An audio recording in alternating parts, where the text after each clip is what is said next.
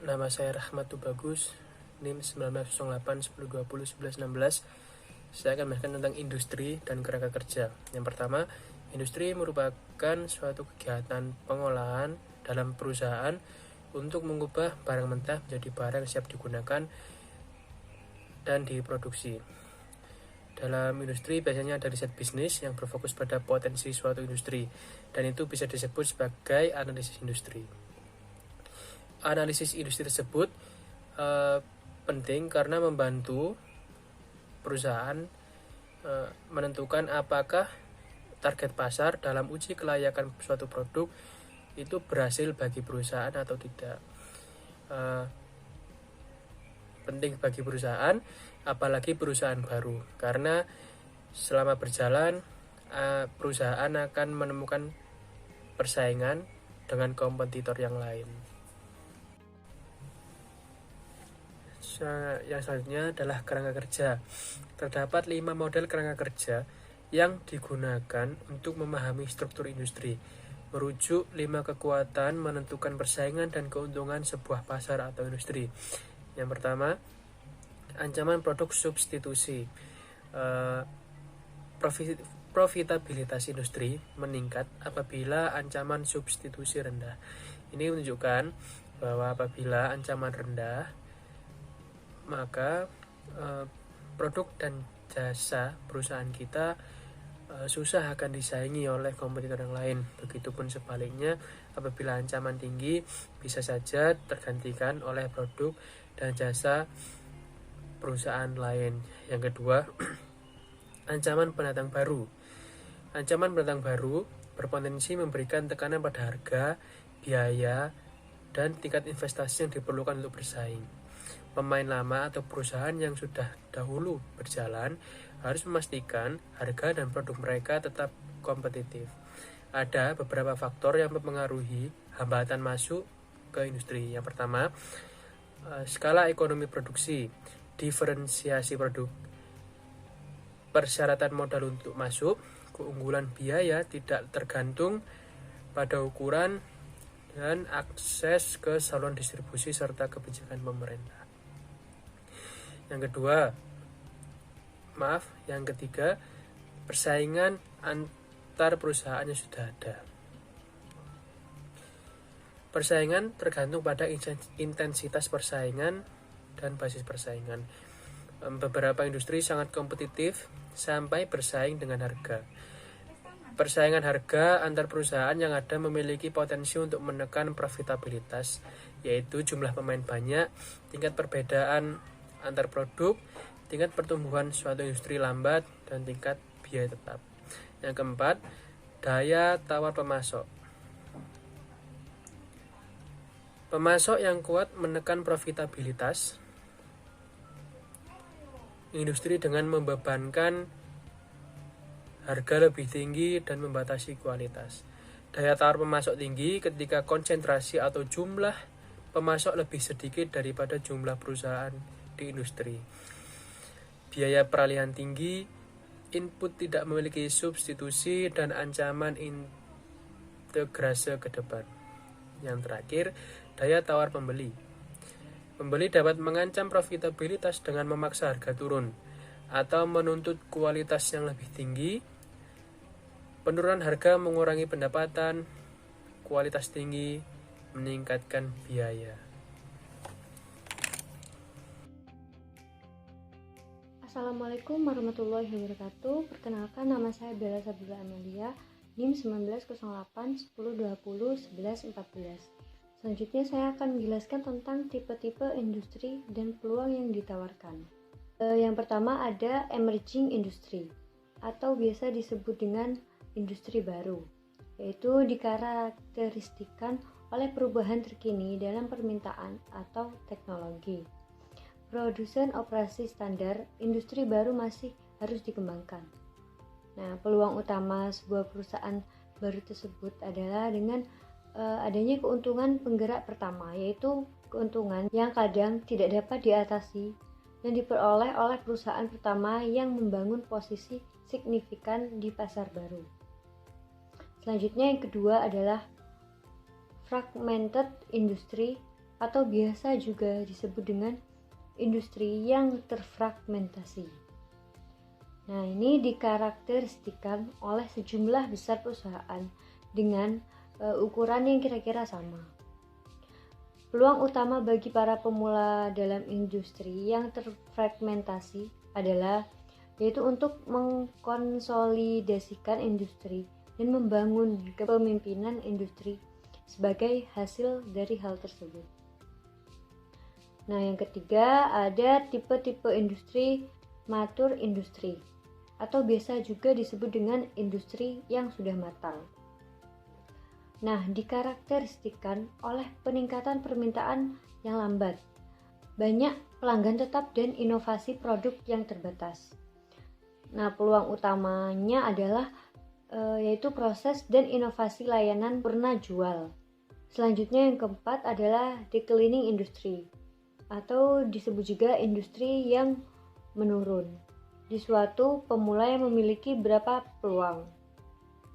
Nah, yang pertama dengan adanya strategi kepemimpinan di mana perusahaan mencoba menjadi dominan dalam industri. Ini adalah strategi langka untuk memulai di industri yang sedang menurun itu.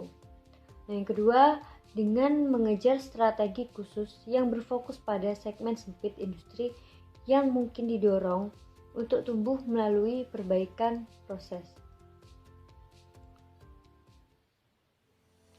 Yang ketiga yaitu dengan strategi pengurangan biaya yang dicapai melalui pencapaian biaya yang lebih rendah, memungkinkan perusahaan untuk menjual produk atau jasanya dengan harga yang lebih rendah, menciptakan nilai bagi konsumen dalam proses keberlangsungannya.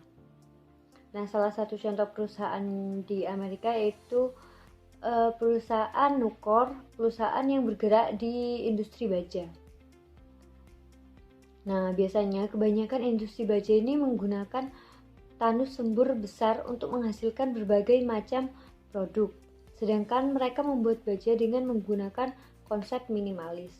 Nah, konsep minimalis itu adalah membuat baja dari baja-baja bekas atau pengganti scrap dalam tungku busur listrik, sehingga dapat mengurangi biaya produksi tetapi tetap menghasilkan produk yang berkualitas tinggi. Selanjutnya yang kelima adalah global industry atau disebut juga dengan industri global, yaitu adalah industri yang mengalami penjualan internasional yang signifikan. Banyak perusahaan baru memasuki industri global dan sejak hari pertama mencoba menarik pasar internasional daripada hanya pasar domestik. Nah, dua strategi paling umum yang biasanya dilakukan yaitu dengan strategi multi domestik dan strategi global. Nah, strategi multi domestik sendiri itu yaitu adalah di mana perusahaan yang menjalankan strategi multi domestik bersaing untuk mendapatkan pangsa pasar di setiap negara. Dan strategi global dilakukan dengan memvariasikan penawaran produk atau layanan perusahaan tersebut untuk memenuhi permintaan pasar lokal. Sekian dari saya, selanjutnya akan dijelaskan oleh teman saya. Perkenalkan, nama saya Rahmat Fauzi Hidayat, NIM 1908102011117, dan di sini saya akan melanjutkan untuk menjelaskan materi mengenai subbab, yaitu karakteristik ekonomi dominan dalam industri. Dalam bagian ini, industri diartikan sebagai kumpulan beberapa perusahaan yang dimana mempunyai kesamaan atribut produk dan pada umumnya bersaing dalam kelompok pembeli yang sama. Lalu beberapa hal yang dapat diidentifikasi faktor ekonomi yang utama ialah yang dimana dapat berpengaruh terhadap pembentukan kekuatan suatu industri. Di antaranya yang pertama yaitu market size, yaitu sering disebut dengan seberapa besar ukuran market atau ekonomi dalam industri tersebut. Selanjutnya, lingkup persaingan baik lokal maupun regional ataupun nasional serta internasional atau global. Jadi seberapa besar persaingan antara para pesaing dalam ekonomi dominan di suatu industri tersebut. Selanjutnya yang ketiga yaitu faktor tingkat pertumbuhan pasar dan siklus kehidupan industri, di mana bagaimana perkembangan-perkembangan yang terjadi dalam perkembangan suatu industri tersebut. Selanjutnya faktor jumlah pesaing dan besaran yang relatif dari masing-masing perusahaan pesaing. Jadi seberapa besar serta seberapa banyak dalam jumlah pesaing yang relatif terjadi dalam ekonomi dominan di dalam suatu industri tersebut. Selanjutnya jumlah dan besaran pembeli yang potensial, yaitu seberapa besar pembeli-pembeli dalam suatu industri tersebut yang berpotensi menaikkan jumlah masukan atau jumlah pertumbuhan ekonomi dalam suatu antar pesaing tersebut. Selanjutnya yaitu kebutuhan modal, dan yang terakhir yaitu tingkat keuntungan rata-rata dalam industri tersebut. Jadi di antara perusahaan tersebut memiliki beberapa masing-masing keuntungan dalam industrinya dan lain sebagainya.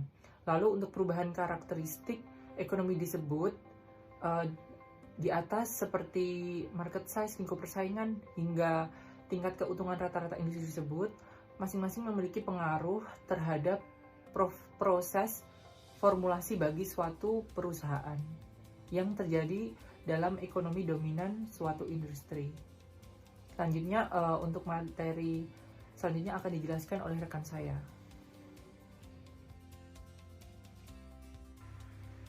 Perkenalkan, nama saya Isbati Risya Gurusinga, NIM 1908-1020-1960. Di sini saya akan menjelaskan materi bagian analisis pesaing, di mana analisis pesaing adalah analisis terperinci dari perusahaan pesaing.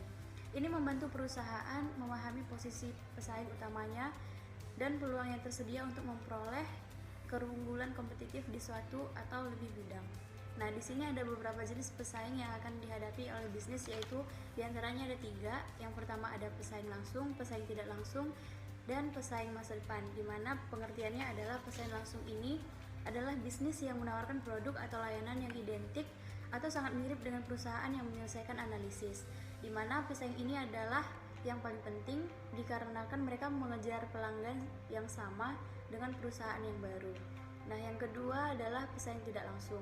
Pesaing tidak langsung ini menawarkan pengganti dekat produk yang dijual perusahaan yang menyelesaikan analisis. Nah, produk perusahaan ini juga penting karena mereka menargetkan kebutuhan dasar yang sama yang dapat dipenuhi oleh produk perusahaan yang baru. Dan yang ketiga itu adalah pesaing masa depan, di mana pengertian dari pesaing masa depan ini adalah perusahaan yang belum menjadi pesaing langsung ataupun yang tidak langsung, tetapi dapat pindah ke salah satu peran ini kapan saja. Nah, perusahaan selalu memperhatikan pesaing kuat yang masuk ke pasar mereka. Sangat penting bagi perusahaan untuk mengumpulkan kecerdasan atau belajar dari ide pesaingnya agar dapat menyelesaikan grid analisis kompetitif yang berarti. Nah, di dalam bagian ini perusahaan harus terlebih dahulu memahami strategi dan perilaku pesaingnya. Untuk dapat memahami perilaku pesaingnya ini ada 3 sumber kecerdasan kompetitif yang dapat dilakukan oleh perusahaan. Nah, yang pertama itu adalah membeli produk pesaing. Yang kedua adalah pelajari situs web pesaing dan halaman media sosial, dan yang terakhir adalah berbicara kepada pelanggan mengenai perusahaan kita. Nah, di mana yang pertama adalah membeli produk pesaing. Nah, membeli dan menggunakan produk pesaing dapat memberikan wawasan tentang keuntungan dan kekurangan mereka. Proses pembelian itu terdiri memberikan data tentang bagaimana pesaing memperlakukan pelanggannya. Nah, yang kedua adalah mempelajari situs web pesaing dan halaman media sosial pesaing. Nah, banyak perusahaan menaruh banyak informasi di website mereka, termasuk informasi produk dan berita terbaru tentang perusahaan. Hal yang sama berlaku untuk halaman perusahaan di media sosial. Ada yang contoh seperti Facebook, Twitter, Instagram, dan lain-lain. Nah, yang terakhir adalah berbicara dengan pelanggan, berbicara tentang apa yang memotivasi pelanggan untuk datang ke perusahaan kita, atau kisi analisis kompetitif adalah alat untuk mengatur informasi yang dikumpulkan perusahaan tentang pesaingnya. Karena ini dapat membantu perusahaan melihat bagaimana ia melawan para pesaingnya, memberikan ide untuk dikejar pasar, dan mungkin yang paling penting adalah mengidentifikasi sumber utama keunggulan kompetitifnya. Nah, dalam analisis suatu posisi persaingan juga akan muncul beberapa hal seperti ada 6 hal yang akan muncul di dalam analisis suatu posisi persaingan. Nah, yang pertama ada dominan, di mana suatu perusahaan dapat menguasai lebih banyak pangsa pasar, di mana perusahaan tersebut memahami strategi pemasaran dan memiliki banyak pilihan strategi untuk tetap eksis di hati masyarakat tanpa dipengaruhi oleh strategi pesaing. Nah, yang kedua yaitu kuat. Nah, perusahaan ini biasanya yang memiliki kekuatan yang lebih dan mampu bertahan lebih leluasa dalam memasuki pasar dalam jangka waktu yang lebih panjang. Nah, yang dalam urutan ketiga itu adalah baik, di mana suatu perusahaan dapat masuk pada pasar dengan menggunakan strategi tertentu, di mana kondisi perusahaan cukup baik dan memiliki kemampuan lebih dibanding dengan perusahaan pesaing lainnya. Nah, yang keempat ada sedang, di mana perusahaan ini pada prinsipnya memiliki kekuatan lebih dibanding dengan perusahaan pesaing. Namun, kadang-kadang ia kalah dalam memperebutkan pasar. Nah, yang kelima ada urutan kelima yaitu adalah lemah, di mana perusahaan tidak mampu bersaing sempurna dibanding dengan perusahaan lain. Namun, perusahaan ini masih diterima oleh pelanggan, berarti perusahaan masih memiliki harapan untuk hidup lebih baik. Tentunya perusahaan akan mengubah apa saja yang bisa diubah agar perusahaan itu tetap diterima oleh pelanggan. Dan perusahaan juga akan mengubah strategi pemasarannya, penetapan harga, atau bahkan memberikan pelayanan lebih dibanding dengan pesaing harapkan. Perusahaan ini dengan demikian diharapkan perusahaan ini kembali menguasai pasar. Nah, yang terakhir itu adalah tidak ada harapan. Nah, yang terakhir ini perusahaan yang menghadapi kondisi seperti ini sangat tipis harapan untuk berkembang. Hal ini bisa saja disebabkan oleh beberapa faktor, diantaranya produknya mungkin sudah tidak disukai oleh kalangan yang ramai atau tidak disukai oleh masyarakat lagi. Yang kedua itu produknya itu sudah ketinggalan zaman oleh yang dianggap oleh konsumen itu sudah ketinggalan zaman, atau mungkin saja ada faktor lain yang bersifat politik. Nah, jadi yang keenam ini sungguh-sungguh tidak baik untuk dirasakan oleh suatu perusahaan. Nah, sekian materi yang dapat saya sampaikan. Selanjutnya akan disampaikan oleh teman saya. Terima kasih. Nama saya Rama Mardika dengan NIM 1908-1020-1143. Kali ini saya akan melanjutkan penjelasan dari rekan-rekan saya, yakni mengenai analisis kekuatan persaingan. Nah, meskipun kekuatan persaingan itu tidak pernah persis sama antara satu dengan yang lainnya, antara pemimpin pasar, penantang pasar, pengikut pasar, dan niche atau ceruk pasar, tetapi bagaimana kompetisi ini berlangsung dari satu industri ke industri yang lain dapat dipelajari dengan menggunakan dasar analisis yang sama, seperti yang dikemukakan oleh Porter mengenai 5 kekuatan bentuk persaingan dalam suatu industri. Nah, yang pertama dan yang merupakan yang paling masif dan dapat dikatakan yang paling tinggi persaingannya yaitu rivalitas di antara penjual dalam industri itu sendiri terhadap berbagai kompetitornya. Jadi perusahaan harus bisa menetapkan langkah yang tepat untuk bisa survive di dalamnya. Lalu selanjutnya ada kekuatan yang mendorong dari munculnya pendatang baru. Tidak dapat dipungkiri bahwa dari waktu ke waktu tentu akan ada selalu kompetitor yang muncul sebagai pendatang baru. Lalu selanjutnya adalah dorongan kekuatan dari perusahaan lain yang menghasilkan produk substitusi. Seperti yang kita ketahui, produk substitusi atau pengganti ini bisa juga mengancam suatu produk, baik itu barang ataupun jasa dari suatu perusahaan di suatu industri. Lalu selanjutnya adalah kekuatan tawar-menawar dari para pemasok atau supplier. Ketika supplier ini mengalami kendala, misalnya biaya produksinya lebih tinggi, maka itu tentu akan berdampak pada perusahaan dalam suatu industri. Lalu selanjutnya ada kekuatan tawar-menawar dari pembeli. Seperti yang kita ketahui, pembeli merupakan faktor penting juga dalam suatu persaingan dan tentunya perusahaan dalam suatu industri. Jadi pembeli bisa saja menyebabkan harga itu menurun atau naik dari suatu produk. Dan tentu seiring berjalannya waktu, pembeli menuntut kualitas yang lebih tinggi. Lalu selanjutnya adalah ilustrasi dari 5 kekuatan persaingan atau skematis yang dikemukakan oleh Porter. Kita bisa lihat sendiri di tengah itu adalah rivalitas dalam suatu industri yang diisi oleh berbagai kompetitor, mulai dari pemimpin pasar, menantang pasar, pengikut pasar, sampai niche atau ceruk pasar. Namun tentunya dalam suatu industri itu sendiri, perusahaan memiliki cara yang berbeda untuk mengatasi masalah yang ada dan survive di tengah persaingan. Nah, rivalitas dalam industri ini diikuti oleh berbagai macam kekuatan persaingan lainnya, mulai dari potensinya masuknya pendatang baru, mulai dari pengganti produk, dan bargain dari supplier, kekuatan tawar-menawar dari supplier, dan bargain dari buyer. Kelima persaingan ini tentunya akan menyebabkan perusahaan itu mengalami hal yang fluktuatif. Jadi perusahaan harus bisa menentukan langkah yang tepat untuk bisa bersaing di tengah persaingan yang ada. Lalu selanjutnya kita masuk ke implikasi strategi dari 5 kekuatan persaingan. Jadi analisis lingkungan persaingan menghendaki bahwa masing-masing unsur dalam membentuk kekuatan persaingan harus dikaji secara mendalam. Perubahan setiap unsur akan membawa pengaruh terhadap dimensi persaingan yang terbentuk di pasar. Lingkungan persaingan yang ideal menurut pandangan perusahaan tentu berorientasi pada profit. Nah, lalu dengan demikian perusahaan dapat fleksibel dalam menetapkan harga jual produknya di pasar. Meski begitu, walaupun masing-masing dari 5 kekuatan persaingan yang ada dinilai cukup kuat, dapat saja jenis industri tertentu tetap dapat menarik apabila perusahaan dibekali dengan strategi bertahan yang memadai. Tentunya setiap perusahaan memiliki cara yang berbeda-beda. Dan sebagai pedoman dasar bagi perusahaan dalam menghadapi lingkungan persaingan dalam industri, maka seorang manajer strategi perusahaan dapat menerapkan beberapa pendekatan, diantaranya melindungi perusahaan dari pengaruh 5 kekuatan persaingan yang terbentuk melalui brainstorming yang dari setiap divisi di setiap perusahaan itu sendiri. Lalu berupaya mempengaruhi aturan persaingan dalam industri untuk kepentingan perusahaan, yang umumnya biasa dimiliki oleh peran pemimpin pasar dan penantang pasar.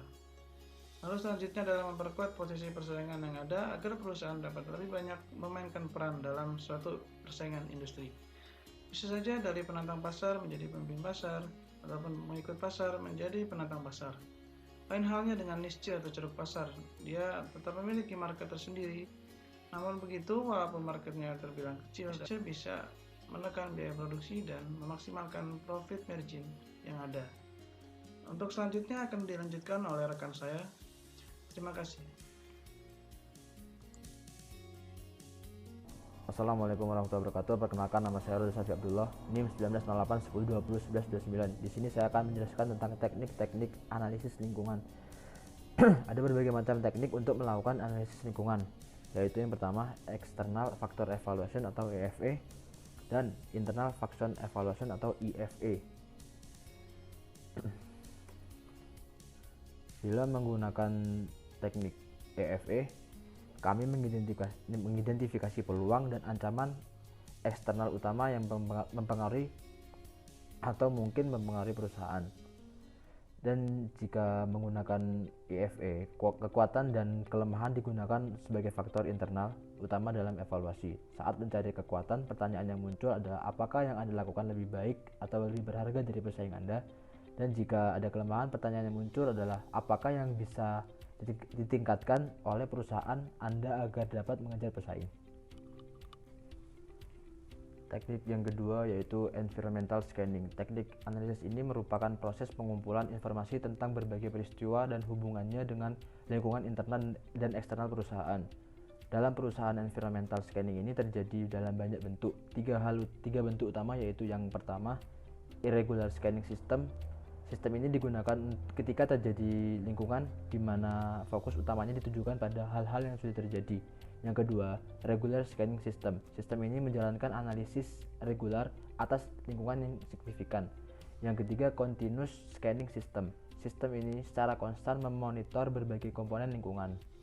Dan teknik yang ketiga yaitu environmental forecasting. Teknik ini merupakan proses penentuan kondisi-kondisi apa yang mungkin terjadi atau apa yang mungkin muncul dalam lingkungan organisasi pada masa yang akan datang. Teknik yang digunakan dapat berupa meminta pendapat para ahli, ekstrapolasi tren, dan lain sebagainya. Evaluasi proses analisis lingkungan. Kegiatan analisis lingkungan biasanya digunakan untuk membangun atau membantu organisasi tersebut untuk mencapai tujuannya secara efektif dan efisien. Jika analisis lingkungan sudah dilakukan, maka perusahaan diharapkan sudah mampu mendapatkan gambaran yang utuh tentang keadaannya. Sekian dari saya, terima kasih.